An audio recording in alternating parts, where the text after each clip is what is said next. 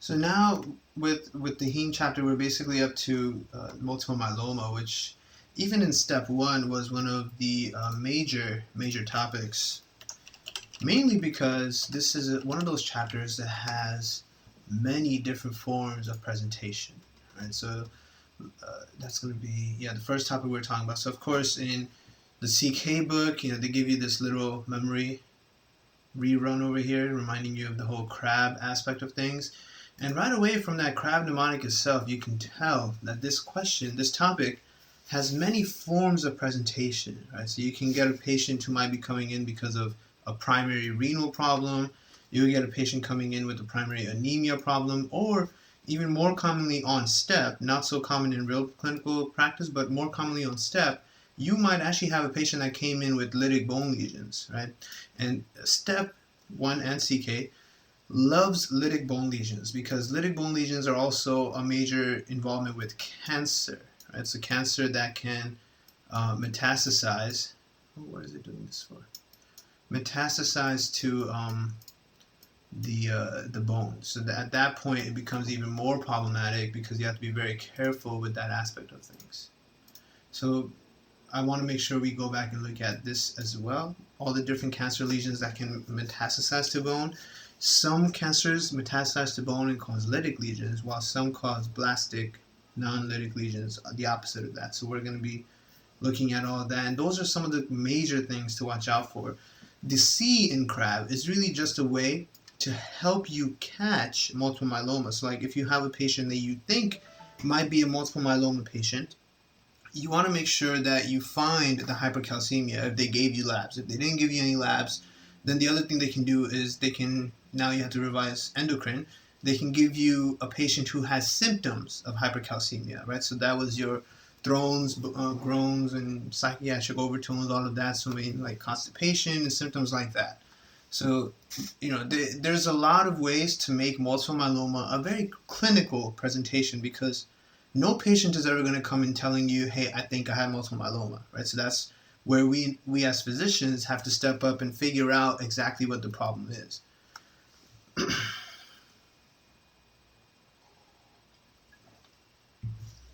So looking at this is just a monoclonal plasma cell cancer that arises in the marrow and produces large amounts of both IgG as well as IgA.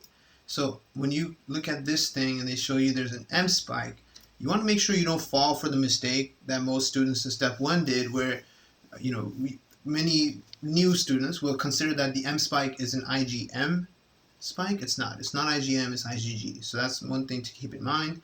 There will be some IgA as well. Bone marrow has more than 10% monoclonal plasma cells. Now, this is a pathology thing. So there was a question. Let me see if I have it here.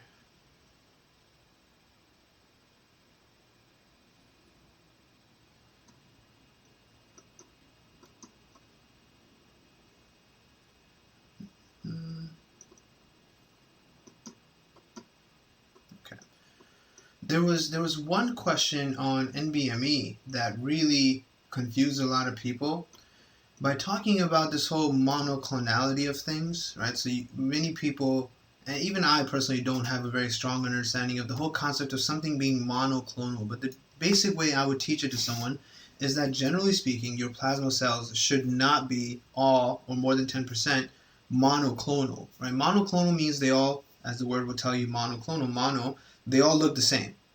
That means that it's essentially, you're saying that one plasma cell multiplied into a million copies of itself. That shouldn't be happening. That is cancer. Right, so anytime you ever talk about cancerous cells, we'll usually call them monoclonal cells. Right? So it's monoclonal T cells, monoclonal whatever cells. Whatever cell you have the monoclonality of, that's the cancer you have. These people have monoclonality of plasma cells because this is actually a plasma cell cancer. So that's something to keep in mind. They can throw a really next level difficult question at you that now should be more understandable. So if they tell you, something about clonality of cells and whatnot, you want to keep in mind that there should be monoclonal cells if the person does have cancer. If they don't have monoclonal cells, it's not a cancer. So that means that if they don't have monoclonal plasma cells, but they have a lot of plasma cells, then they just have a lot of plasma cells. It's not multiple myeloma. Someone is just making a lot of non-monoclonal, so polyclonal plasma cells simply because the need must have arisen. So something is causing them to make a lot of plasma cells for whatever reason. This is the most common primary tumor within bone. So when you do MSK, you'll see that most tumors in the bone are not often primary. There are very few primary bone tumors, and if you do have a primary bone tumor, it's usually in a younger person. Right? So here they go on to tell you within people who are over 40, right? So usually if you look at an MSK and you look at the various bone cancers there, they're going to be childhood bone cancers or bone cancers that are showing in younger people in their mid-30s. Now, what is this going to be associated with? So these are the things you'll see in the patient when you're looking at the question. Your question can be focused on any one or two of these bullet points. High susceptibility to infection, primary amyloidosis, big thing, AL. This is going to be often something that they'll ask you about in a question. Like they'll ask you, what do you expect to see? You expect to see amyloidosis. Punched out lytic bone lesions. So punched out is like a hole puncher kind of thing. So you can see punched out lytic bone lesions on x-ray. They give you an image here so you can see how it looks like, someone did a work on this person's skull with a hole puncher, right? That's what they're talking about. And of course, it's not all in one area, it's all over the place because this is systemic.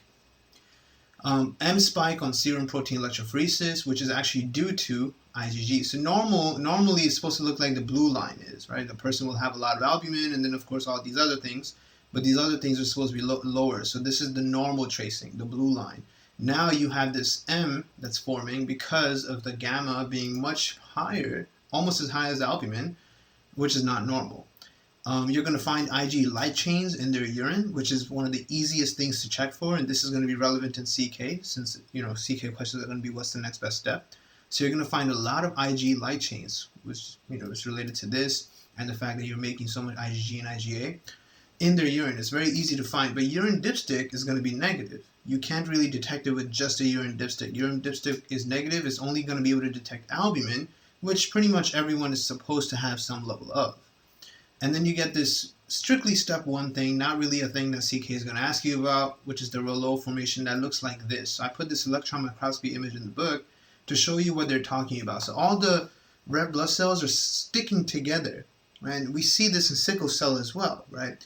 Where the red blood cells stick together, but it's not going to be sticking together like a bunch of poker chips that are stacked up, right? So that's what you're seeing here. These cells are clearly of the right shape, right? They have the donut formation that they're supposed to have. You can see the indent in the center, right? So it looks like good normal red blood cells, but they're sticking together because of all the excess stuff, the excess plasma cells that are causing it to all stick together.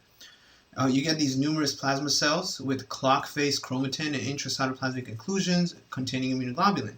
Again, the main issue is that you produce large amounts of immunoglobulin because that's kind of what plasma cells do. So if you make a lot of plasma cells, all those plasma cells are not inactive. They're actively making all the immunoglobulins they can. There's no need for it though. These people are not necessarily needing immunoglobulins, they're just making too much of it because they have too many plasma cells. Those immunoglobulins are basically these green things you're seeing everywhere, and it's causing everything to stick together. Right? So this is an image here showing you the clock face aspect of things. There's another one in the book itself as well. Any image like this or this that you get in your exam should immediately ring a bell for multiple myeloma. Now there are two other differentials that are related to this. There's the MGUS and Waldenstrom. Waldenstrom is special because it's pretty much the same exact thing as multiple myeloma, except you will have no crab findings, so they're not going to have any of these issues, the crab findings, and the M spike is actually IgM in these people. So their only real problem, because of all the IgM, is that it causes hyperviscosity. So you're going to have blurred vision, Raynaud phenomenon, their fingers are going to turn blue when they're in the cold, stuff like that. So if you get a question where it looks like they're talking about multiple myeloma, but then you're not finding the crab findings, or you're never really going to find all four of the crab findings in a question, right? Because the question is not going to give you the entire story, because then it would be too easy of a question. But if you're not finding any crab findings, not even one of the CRAB, then it's now multiple myeloma. And that's a key thing to keep in mind. The crab mnemonic is perfect for that. So we're going to see that in some questions. And then MGUS, this is a monoclonal expansion of plasma cells where the bone marrow is less than 10% monoclonal plasma cells. So this is big because multiple myeloma, you're making way too many plasma cells. So if you're not making that many plasma cells, but you're making more than normal, it's MGUS. And again, MGUS and Waldenstrom are very similar to each other because here you also don't have any CRAB findings. This is also pretty asymptomatic. And the only special thing about this guy is this thing can actually lead to multiple myeloma. Of course, right now, upon the moment of this person showing up with MGUS, their bone marrow is less than 10% less than 10% monoclonal plasma cells, but that can change, right? Eventually, it might become more than 10%, at which point they would be diagnosed with multiple myeloma. Patients with MGUS develop at a rate of 1 to 2% per year. So it's not really something you can avoid. It'll happen. You just have to treat them accordingly as it's happening. Before we look at any of the practice questions, we're going to go back to CK, but I want to show you one thing related to the bone lesions. So let's find that. So right now, during discussion of this topic, it's a really nice time to revisit musculoskeletal. And somewhere, I'm not sure exactly where in musculoskeletal, but I have a table, so we'll find it right now. Oh, this thing right here. Perfect. This bone metastases table, right? So you can have osteoblastic lesions or osteolytic lesions for any bone metastases of various cancers. Based off of that, you have to figure out what the cancer is. So if your patient showed up with a history or current active cancer of some sort that we've been talking about, then those cancers could be the cause of the bone metastasis and the bone pain that the person you're talking about in the question might have. And it might not be multiple myeloma. You're going to have to use your best judgment to be able to figure out, is it multiple myeloma or is it just metastases to the bone? At which point, multiple myeloma has the CRAB findings, so you're really going to be able to use that. But it's very difficult sometimes because, of course, CRAB, you have your CRAB. The anemia is something that occurs in people with cancer, right? Renal involvement can occur in people with cancer. And of course, the bone thing we're talking about right here, so bone stuff can occur in people with cancer. But hypercalcemia is not something that's pretty relevant to someone who's having cancer, right? It's not a cancer thing. We don't think of hypercalcemia as something that's definitely going to occur in someone with cancer. So this table does a good job helping you understand which cancers can cause osteolytic lesions. And right here you can see already multiple myeloma is one of the things that can cause osteolytic lesions. But then there's the other guys we've talked about. Like right now we've been talking about Hodgkin and non-Hodgkin. Melanoma, renal cell carcinoma, and non-small cell lung cancer can also cause osteolytic lesions. So they're the non-small, non-Hodgkin, kidney, thyroid, myeloma, all lytic. Right? So the non-guys and the guys with the Y right here are all the ones that cause lytic lesions. Your osteoblastic lesions, you have blastate cancer, which is prostate cancer, small cell lung cancer, the non one goes to osteolytic, and Hodgkin lymphoma. The non one also goes to osteolytic. So you can see very clear and nice little memorization aspect to this because there's clear differences. GIT and breast cause mixed, right? So this is just, you have two breasts, so it's going to cause both osteoblastic and lytic, and GIT just, there's no real way of memorizing it, but you have to keep in mind it's not related to osteoblastic or lytic, GIT, right? So that's the aspect of bone metastases that's going to be relevant to some of these questions. Coming back to CK, we're going to look at things that are more significant to CK, right? So now in CK, you don't need to know all of what we just talked about. Like, you need to know it, but you're not going to get tested on all of what we just talked about. You're going to get tested on this. But you really want to make sure you revise what we talked about right now about multiple myeloma, simply because if you don't know it, you're not going to be able to cast that in the patient, right? You're not going to think of these CRAB finding things in your patient, and you're not really going to be able to identify it. And some of these questions here are basically showing you what that really looks like. For example, this is a really good one. 59-year-old man comes to the office due to fatigue and chronic back pain. This is a very common presentation for a 59-year-old person. Right away from the first sentence, you can start thinking that they might have some anemia, and the chronic back pain is something that occurs after a certain age anyway. Usually, in men that are older, it's usually because of prostate cancer going to the bone. But you see, right now we just revised that prostate was blastate cancer, so that would actually cause osteoblastic lesions. If this person has lytic lesions, it's not going to be prostate cancer. So you see how that revision is very critical. His back pain began 3 months ago and occurs with movement. His fatigue has been present for 3 months also. So that's another key thing. The fact that both of these things had an onset together is pretty weird. And it has been getting worse, the fatigue.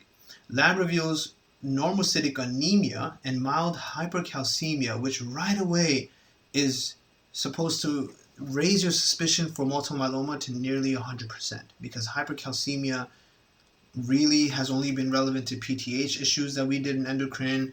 And that's basically it. The only other non-PTH thing that is very high yield that has hypercalcemia would be your sarcoidosis, because you have all those granulomas with macrophages and they increase vitamin D usage, so they have hypercalcemia, but that's about it. Bone marrow biopsy shows tons of plasma cells, which again, UWorld gives you too much information because they're trying to teach you. Step 1 wouldn't necessarily put that in the question. Also, remember how step 1 questions were teaching you, right? I've always mentioned that. So you see how they're telling you that the things you would do for such a person would be to do the bone marrow biopsy. This is literally a step 1 question teaching you things you'll need to know in CK, that you should just do a bone marrow biopsy. What is he at greatest risk for? Amyloidosis. You see, this answer choice is only one of many things that could have been an answer choice. Any of these things could have been an answer choice. Any of these things could have been an answer choice. But you have to understand first that he has multiple myeloma. Same thing in this question as well. 64-year-old man comes to the office due to persistent back pain, constipation, and easy fatigability for the last several months.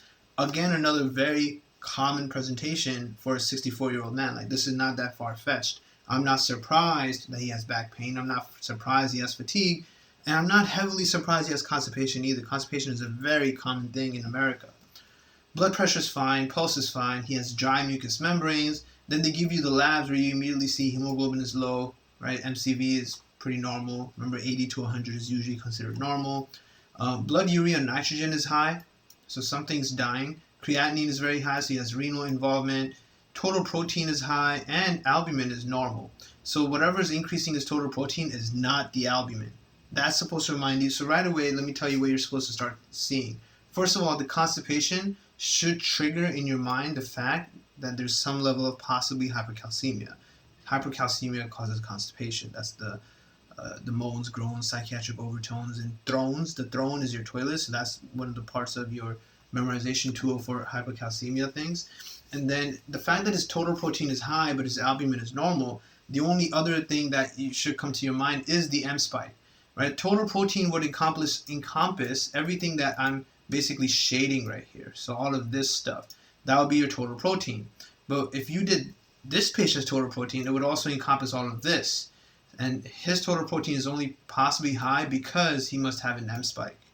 All right. Otherwise, the only other way to have very high total protein would be to have super high albumin. But that's not the case for this person. They went after that to do a renal biopsy under light microscopy, which showed atrophic tubules, many containing intensely eosinophilic casts. They did the renal biopsy because he had a really bad creatinine, right? That was not shown in this patient. This patient's liver, this person's, the person on the top right, this patient, 59-year-old, his kidney doesn't seem to have a problem in that question so far. It's only been 3 months, apparently, since he must have developed the multiple myeloma. Or at least it must have been around maybe 5-6 months he got the multiple myeloma, and then for the 3 months it's been causing problems. And give it another couple months, he'll also have renal involvement. This patient over here, the 64-year-old, probably has had multiple myeloma for a little longer. It's just a common thing to remember that usually people, once they hit over age 55, going to doctors and getting regular checkups is a very hit or miss kind of thing. Not many people who are elderly tend to go to doctor visits that regularly. Right? So this was also a multiple myeloma. This is the step 1 question, primary level question, direct question, just asking you what's the diagnosis. But secondary questions are like this, where they can ask you what are the people at risk for. Right? So 2 different levels of questions, and very important to make sure that you always do this kind of studying, right? Going back to revise things that are relevant. But you might not think of it if you haven't actually finished studying everything else. So this is why it's really good that you have me here to actually point out some other things that are relevant that you can catch and avoid in questions. Because you can rest assured these questions, both of them, the 59-year-old guy and the 64-year-old guy, would have other answer choices that are relevant to some of the other things we just talked about as differentials. Now, coming back to CK, they give you the general understanding of it. They also mention that there's possibly MGUS, and then, of course, there's also the Waldenstrom one, both of which have no CRAB findings. And we talked about the presentation. Now is diagnosis. So the best initial test is to just do the serum protein electrophoresis. It's the easiest thing to do. It's also cheaper than some of the other things to do. Like doing a bone marrow biopsy is not that cheap, nor is it easy, nor is it quick. So serum protein electrophoresis, and if you do that and you see the M spike in it, because you're going to find all this IgG, which actually causes the M spike, then you're done. right? The most accurate test for officially diagnosing multiple myeloma would be to do the bone marrow biopsy. So first you order the serum electrophoresis, confirm your suspicion, and then officially diagnose multiple myeloma with the bone marrow biopsy, where you're just going to see a ton of monoclonal cells, more than 10%. Remember that when it was less than 10%, that was just MGUS, which could become eventually multiple myeloma. And the monoclonal plasma cells have CD138, which is very important to remember. So this CD number was not that significant in step 1, but now it is. CBC would show you the low formation we looked at. You're also going to find a lot of Bence-Jones proteins, all of which are causing your cells, your red blood cells, to clump together. M protein alone is insufficient for the diagnosis of multiple myeloma because, of course, MGUS, even CLL, lymphoma, Waldenstrom, all these other things can also have the M spike, right? Patients should also be evaluated for anemia, hypercalcemia, and renal failure, and you need to find this crab finding stuff. You need to see these crab findings to really, really solidify your suspicion of multiple myeloma. Here they're showing you the same punched out lesions. Alright, so you can see another image, hole puncher type of images for the lytic lesions this patient is having. Let me see. And then this image here, osteolytic bony metastases in multiple myeloma. Right, so it can be anywhere. Remember that since first aid is already showing you the skull, it's very unlikely that step 1 will also show you the skull. The skull, it makes it too easy. It's such a big bone, such a wide bone, that it's really easy to see the hole punching. So when they give it to you in skinnier longitudinal bones, it's not always that evident, right? You can't really see let me make it bigger. You can't really see very clearly that there's any hole punching per se, right? So that's something to keep in mind there. It really depends on what kind of image they give you for the question. And then treatment, patients under 70 can be treated with chemotherapy and autologous bone marrow transplant. But again, we've talked about these things, about transplants in general. Doing a bone marrow transplant is not that easy. How are you going to find someone else's bone marrow that very nicely matches your bone marrow? This is a very difficult matching thing to do. And if you ever get a chance to be a part of, maybe, so what I was once a part of was there used to be a charity event that would occur, and one of the physicians I was working with was the one that was actually hosting these events, so I would attend it as well. And that was where I got to see that it was actually very difficult to actually find people who have bone marrows that match these patients, right? So these events are held to get people to come donate, their information basically, so that if they have bone marrow that matches someone one day, they can save a life, right? So it's something worth signing up for. I'm also signed up. Common chemotherapeutic agents are going to be the general medications we've always looked at in the immunology chapter in step 1. All of those things, right? So dexamethasone. One of the new things is this guy, lenalidomide. Again, these medications, they can be part of your answer choices. To me, the medications that are standing out immediately are these first two. Bortezomib, which is a medication that has boron in it, is a very high yield used medication on exams. They love bringing up this medication because what they often do, and UWorld does this in a couple questions too, is they won't mention the name of the medication. Instead, they'll mention, it's a medication that has some boron conjugated with blah, blah, blah, describing the buildup or the makeup of the medication. That's really annoying, but that's how its tests are, right? So that's for patients that are under 70. Patients that are over 70 are actually just treated with this, the melphalan, oral alkylating agent, and prednisone, which is just a corticosteroid, right? So again, the question you're reading, you have to evaluate treatment based off of their age. That's all it really is, right? And again, like, none of this is solidly gonna fix multiple myeloma. You can't cure it. The only real cure is to do the bone marrow transplant and hope everything works out. But again, that's also just very hard to do. Waldenstrom, the other thing that we had right here, this guy with no crab findings, simply hyperviscosity, and a lot of IgM, is one of your differentials that you're going to have to be very careful with, right? They're going to have a lot of non-specific symptoms of just lethargy, weight loss, but the key things are going to be your Raynaud phenomenon due to cryoglobulinemia. Cryoglobulinemia is usually only seen with Hep C. So back in step 1, we actually looked at it when we did our microbiology chapter, and we talked about the virology symptoms of Hep C, I have this one picture that shows you what that looks like. So right here, when you talk about extrahepatic manifestations of Hep B and Hep C, things that occur outside of the liver, cryoglobulinemia looks like this. Very easily confusable with petechiae, also confusable with Neisseria-related injuries that occur on the skin. So the Waterhouse-Friderichsen syndrome, that thing. So you have to be very careful to combine everything else in the question and understand it, right? Because remember that cryoglobulinemia, one of the key things related to it is the IgM stuff, and there's a lot of IgM with hepatitis things as well. So very important to make sure you remember that. This is a question on hepatitis, and this is actually Hep E, but all the hepatitises do increase your IgM formation, which can lead to cryoglobulinemia. So that's another significant overlap that you can have. Neurologic problems can range from mental status changes to even sensory changes or blurry vision. As with multiple myeloma, MGUS is a precursor to disease, right? So Waldenstrom can also occur because of MGUS. MGUS can lead to either one of those things. As usual, most accurate test here, again, is just do the bone marrow biopsy and confirm it. You're going to see something here that they introduced to you, which is the Dutcher bodies. You probably never heard of Dutcher bodies, which is great, because then you should never think of Dutcher bodies or even associate it with anything else but Waldenstrom. Right, so Waldenstrom, Dutcher bodies, and you're done. That's it. Serum and urine protein electrophoresis, as well as immunofixation, are all ways you can check for things. Non-specific findings are going to be indicators of inflammation and cell death. Right? That's all you're seeing here. And treatment for this is, once again, the handy rituximab. We've been talking about rituximab a lot. All the things you can use it for. So usually you think of rituximab for B-cell disorders, targeting the CD20 on B cells.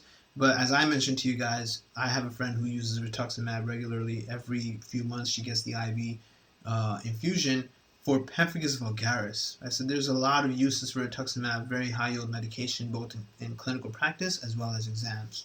Worth knowing, worth looking it up on Wikipedia a little bit as well. And then on the left here, there's a question that's actually about Waldenstrom macroglobulinemia. I feel like it's more important to practice questions on Waldenstrom and MGUS than it is to practice multiple myeloma questions, because those are the easy ones. MM is super easy. You're going to see your CRAB findings and you're done.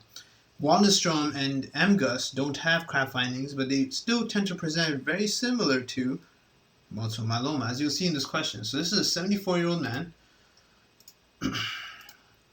coming to office due to 3 months of problems of old age, which are his words. So the quotes thing is very important on your exam, as well as the notes you'll be making as a resident. If your patient said something and you want to write it down, you always want to make sure you put the quotes there. Otherwise, it becomes that you said this as a physician, which holds a lot of weight to it.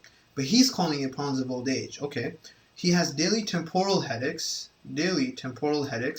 and feels quite fatigued. So those are pretty big topics, because temporal headaches, which is basically chronic migraine, is more so a thing you associate with female patients.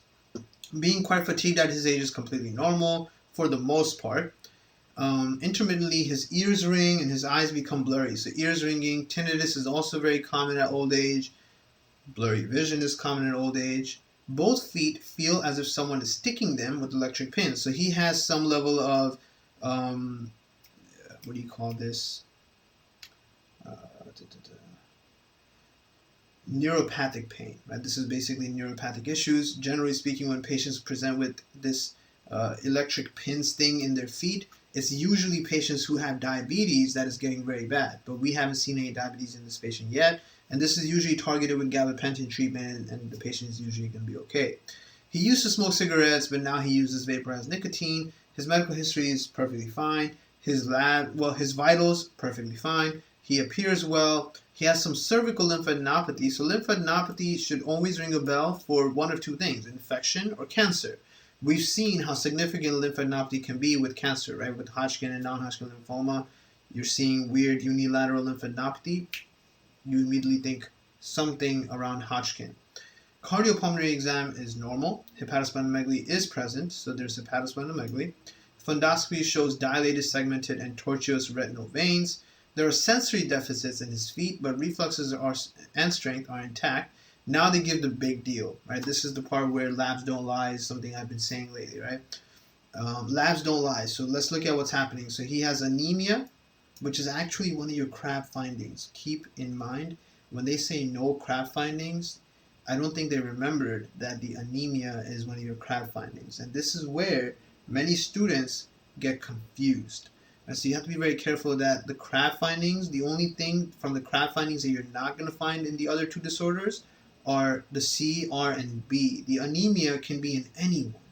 Right? Anyone can have anemia, so it's very important to watch out for that, right? They keep saying this thing, no crab findings, but the A will be in these other people also, right? So the anemia is not something that's very specific to just multiple myeloma. Anyone can have anemia for any reason, as you can see in this question. So just because he has anemia, I'm not going to rule out Waldenstrom and MGUS, right? They're still part of the potential answer choices. Platelets 136K. So platelets are supposed to be 150 to 400K, right? So this is pretty low. Leukocytes 6200. Serum glucose is fine, so he doesn't look like he's diabetic. BUN, creatinine, everything's fine. You see his creatinine is normal, so no renal involvement, right? They didn't mention anything about hypercalcemia, so there's no C. And then they haven't mentioned anything about bone stuff, so there's no B, at least in the question. Maybe he has bone problems, but they haven't mentioned it in the question. They gave you something that was enough for you to make the diagnosis, which is this next sentence. Remember what you're supposed to order? You're supposed to order serum protein electrophoresis to see if you get the M spike. Or the other thing you can do is order total protein, and total protein should be normal levels, and if it's ever high, it could be because you have a lot of albumin, right? And then everything else is normal. If it's someone who has high total protein but normal albumin, then the only other guy that can cause the second elevation is this M spike. But here they tell you that they ordered it, they did the test, serum protein electrophoresis, and they found an IgM spike. And the way they worded this is just for confusing students. This is an IgM spike, not an IgG spike, and they're not just calling it an M spike. An M spike itself doesn't refer to what is the spike.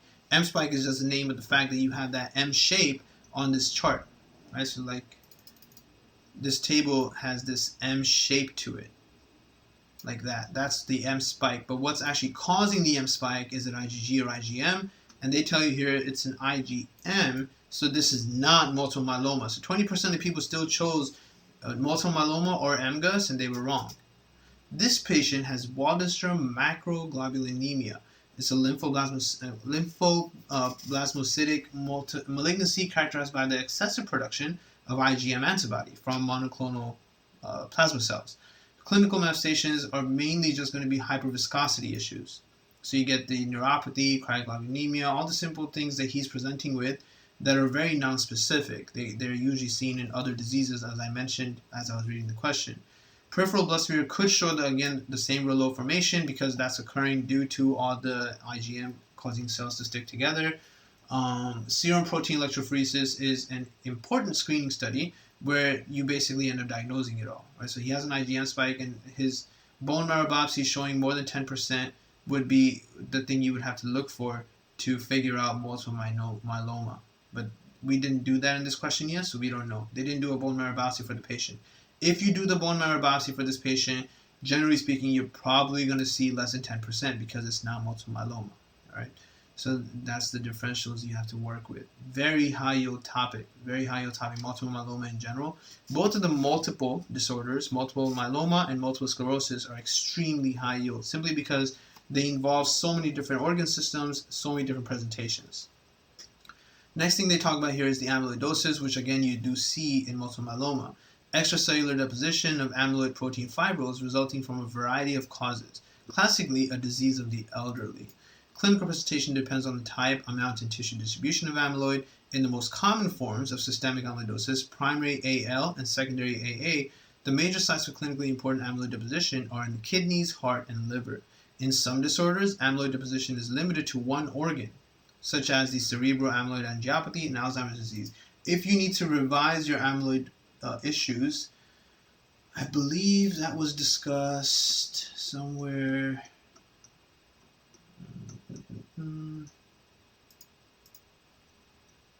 near the end of this chapter, I think. Yeah, the last one. It should be one of the last few things in your pathology chapter somewhere. Let me see.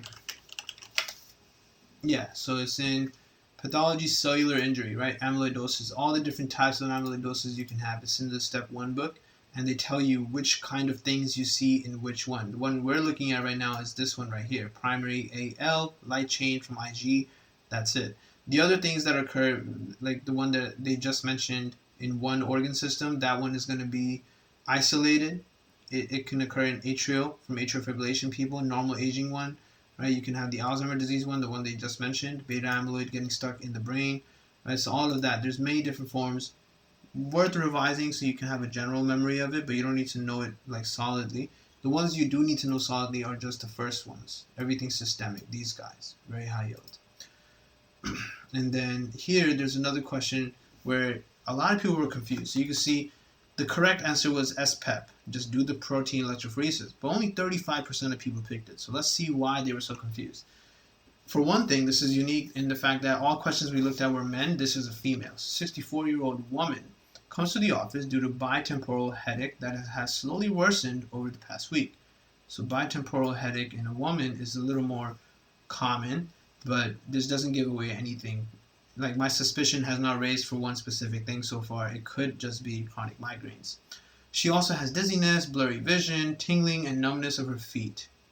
So now I'm seeing things that are more so related not to multiple myeloma, but related to the hyperviscosity, things like Waldenstrom or MGUS.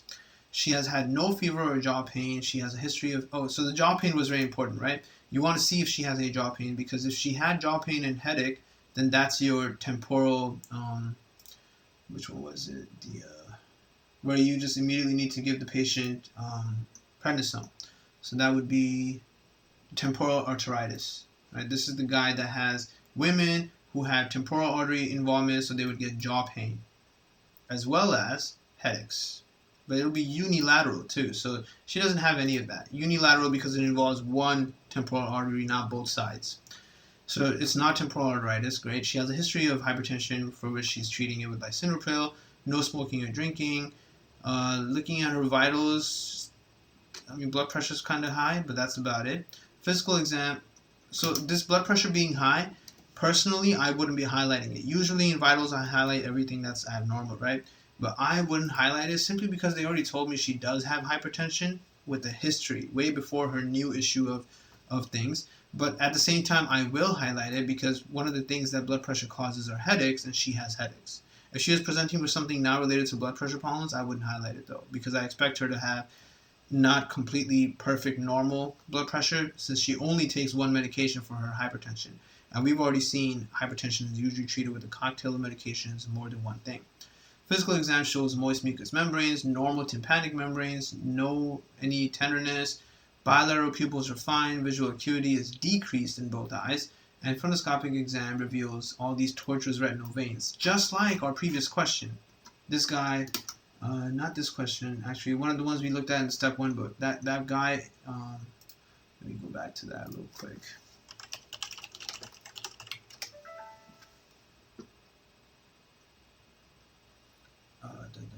Not him. Not that either. Oh, where was that question? Was it right here?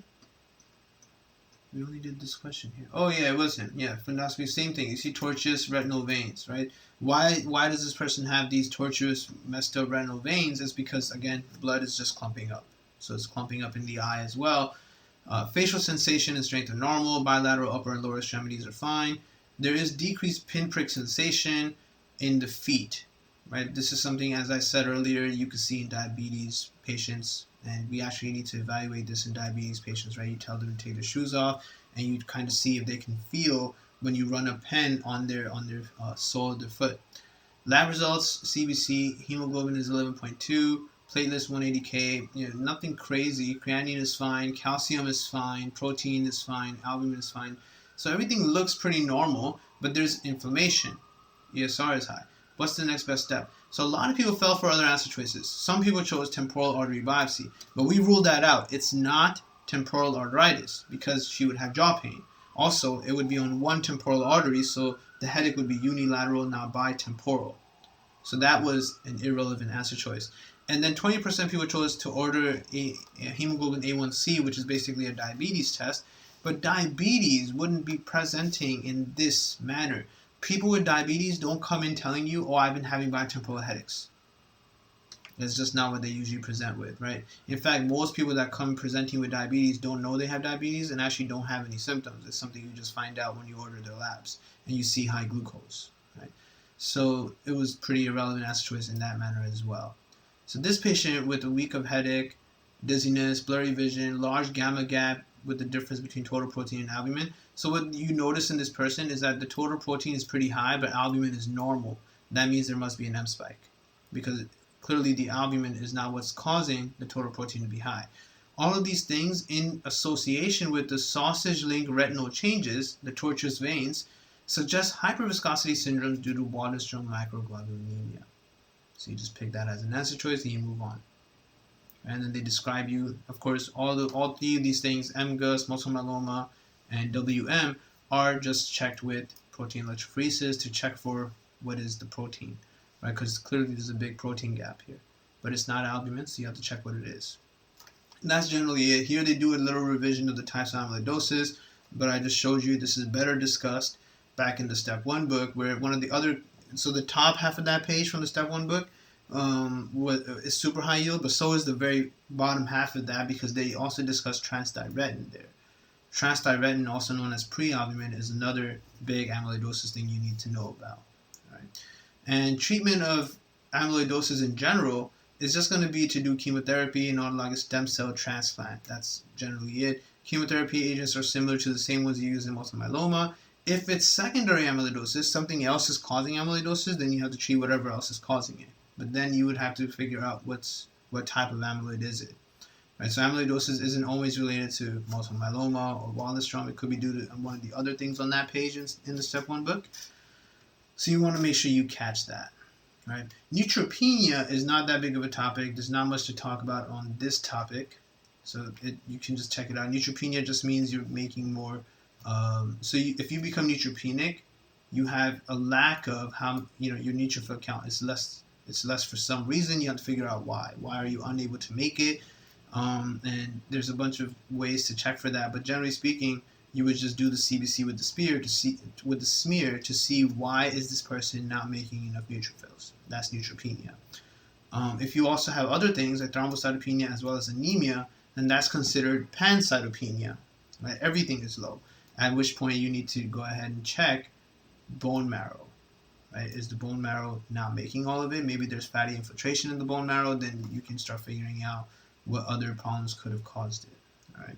And treatment, since they can't make neutrophils at all, they're going to keep getting sick. So you need to manage their infections, and that's generally all this topic has. This question here is pretty nice too. So this is a 26-year-old man undergoing chemotherapy for metastatic seminoma. He came into the emergency department with fever and chills for the last 24 hours. No chest pain, shortness of breath, cough, abdominal pain, diarrhea, or skin rash. Everything in that aspect is fine.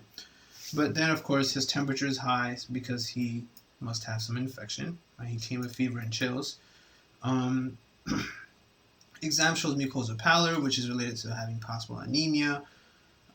There's mild gingival erythema, but no evidence of bleeding. Cardiopulmonary exam is normal. Abdomen is soft and non-tender. Peripheral area is without lesions, so no cuts or anything. Now we look at labs. And on the labs, there's only 20% neutrophils. Right? Leukocytes are 690, but only 20% neutrophils. Hemoglobin is low. Hematocrit is 25%. Even platelets are low, so it's 150 to 400. Creatinine is fine. Chest x-ray shows no infiltrate, so whatever his infection is not, or most likely not, related to like pneumonia.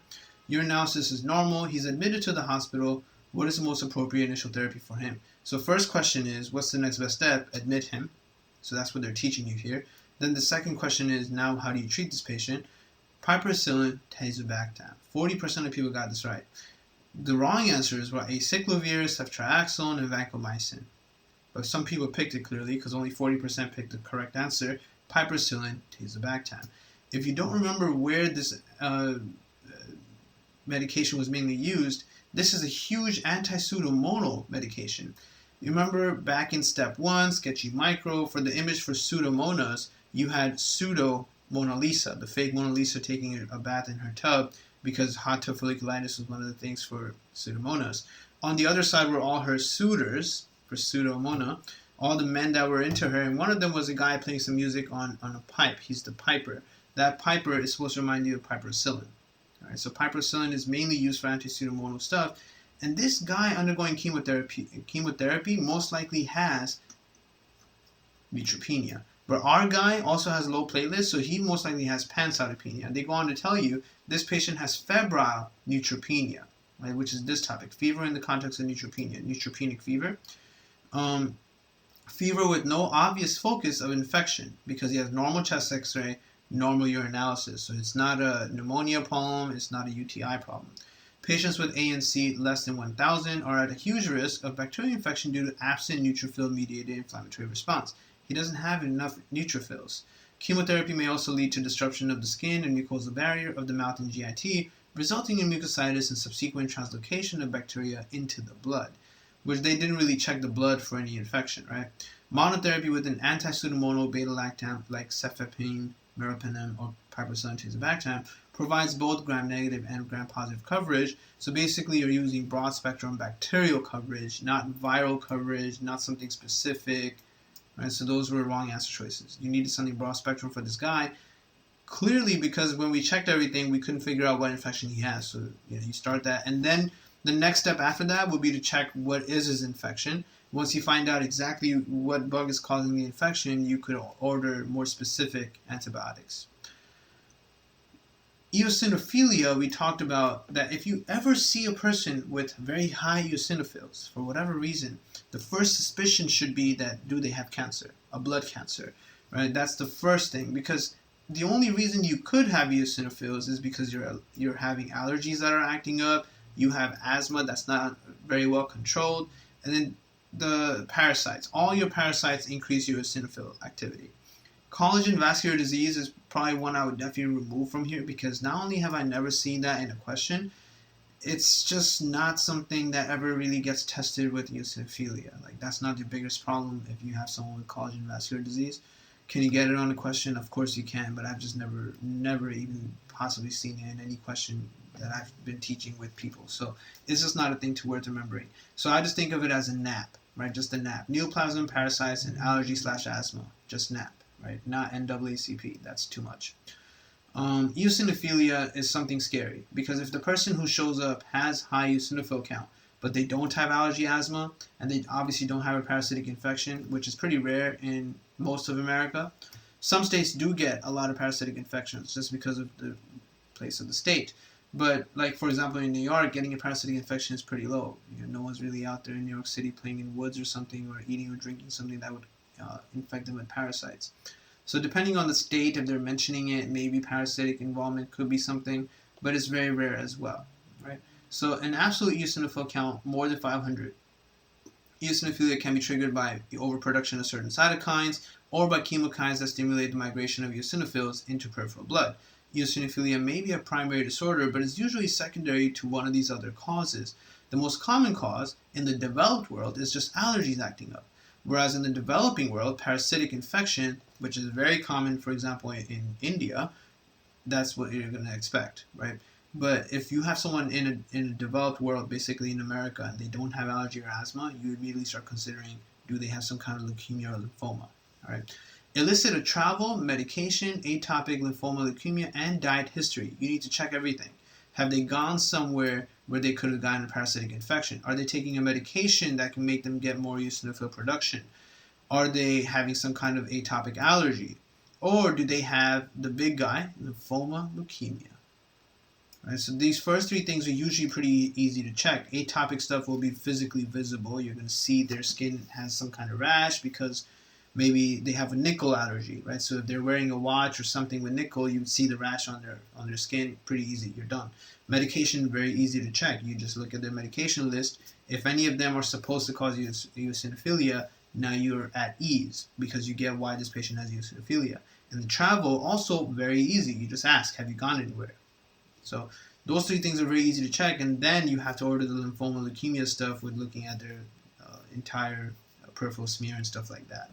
Exam varies by cause. Patients with hypereosinophilic syndrome, HES, may present with fever, anemia, and prominent cardiac findings like emboli from thrombi, abnormal ECGs, even heart failure. Eosinophils can infiltrate and affect other organs as well. So this hypereosinophilic syndrome is the only new thing that they're mentioning with regards to eosinophilia. This was never really discussed that much never discussed in step 1. Obtain a CBC with differential, do a CSF analysis showing eosinophilia.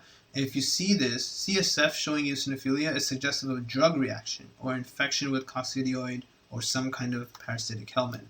Hematuria with eosinophilia can be a sign of schistosomiasis. So you see how they're mentioning some of the parasites now.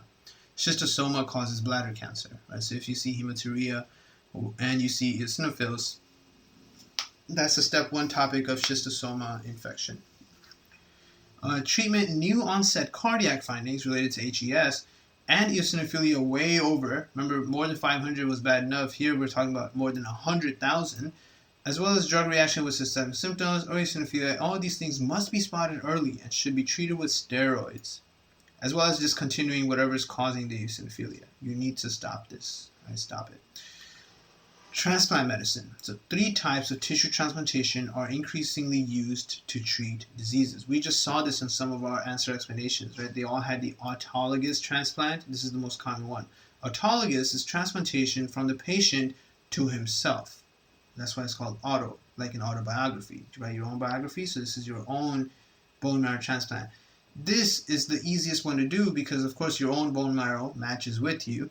And if you can find bone marrow somewhere in your body that's good, when you do the biopsy of the bone marrow, then you put that everywhere else and hopefully they get better. The harder ones to do are allogeneic and syngeneic. Allogeneic transplant is transplant from a donor to a genetically different patient. They're completely different people, me and some other stranger. Very hard to do. Those bone marrows don't need to match at all. They're not going to match. And if they match, it's not going to be a 100% match. 100% match can be found in a syngeneic transplant, but this is extremely rare because how many identical twins do you have? Right, so that's the other type of transplant. If someone has a twin, you can take their twin's bone marrow and, of course, just put it into the patient and they'll be okay. With allogeneic donations, the difficult one, efforts are made to ABO and HLA match the donor and recipient, but it's very hard. Despite matching and immunosuppression, however, transplant may be rejected. So you see, it still doesn't work, even if you find HLA matching, because there's so many different HLAs, right? Human leukocyte antigens. There's too many antigens out there, so it's going to get rejected at some point. Some antibody is going to recognize some antigen that doesn't match, and then boom, transplant rejection.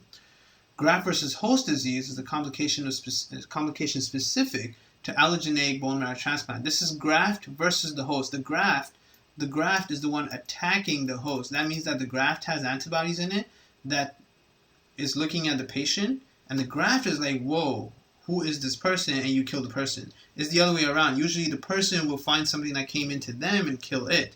But the person who got the graft is immunosuppressed. So the person doesn't have much of an immune system. However, the graft did have an immune system, whatever you put into the person, and that graft is now attacking the host. Right, so this is something that definitely occurs very commonly. At that point, you can't really do too much. Treat them with high-dose corticosteroids and hope that things stop.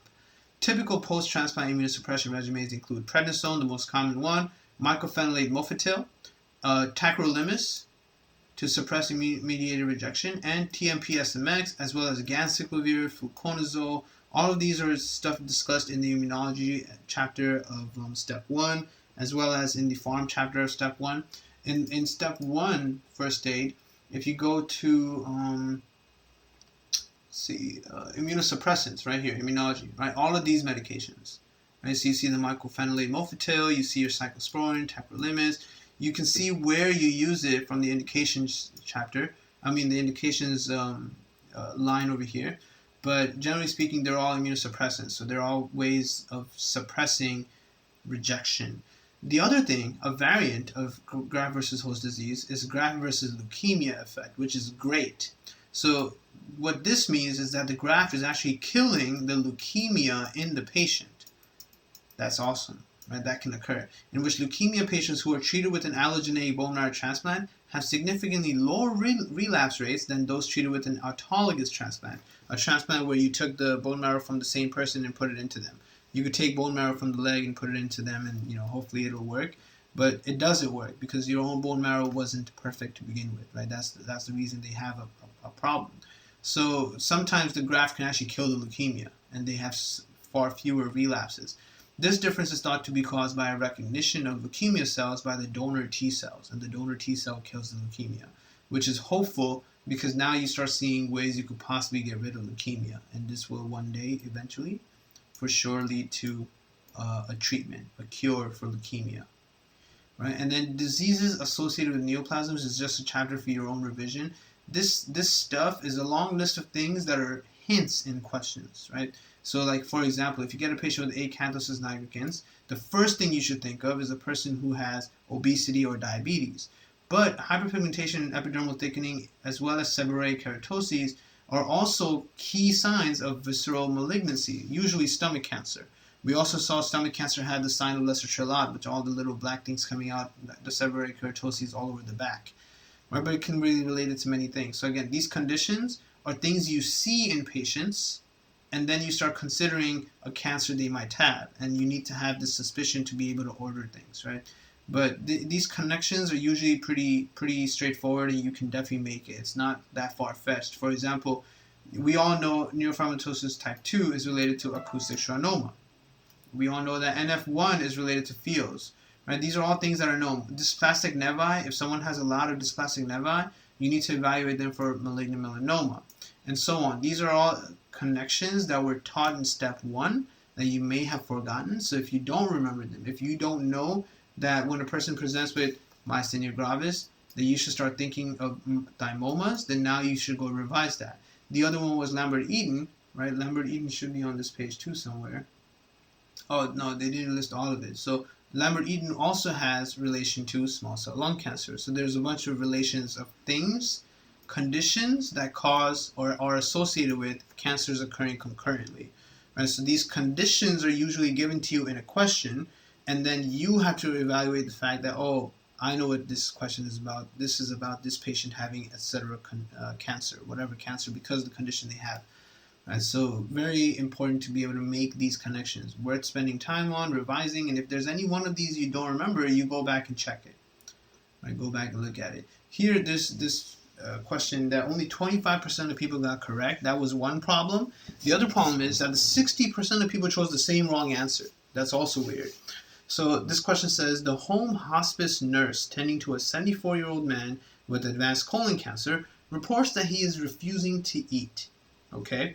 He was diagnosed with colon cancer 10 months ago and has liver metastases, which is very common because of the portal system. Despite several courses of chemotherapy with multiple agents, his disease has progressed.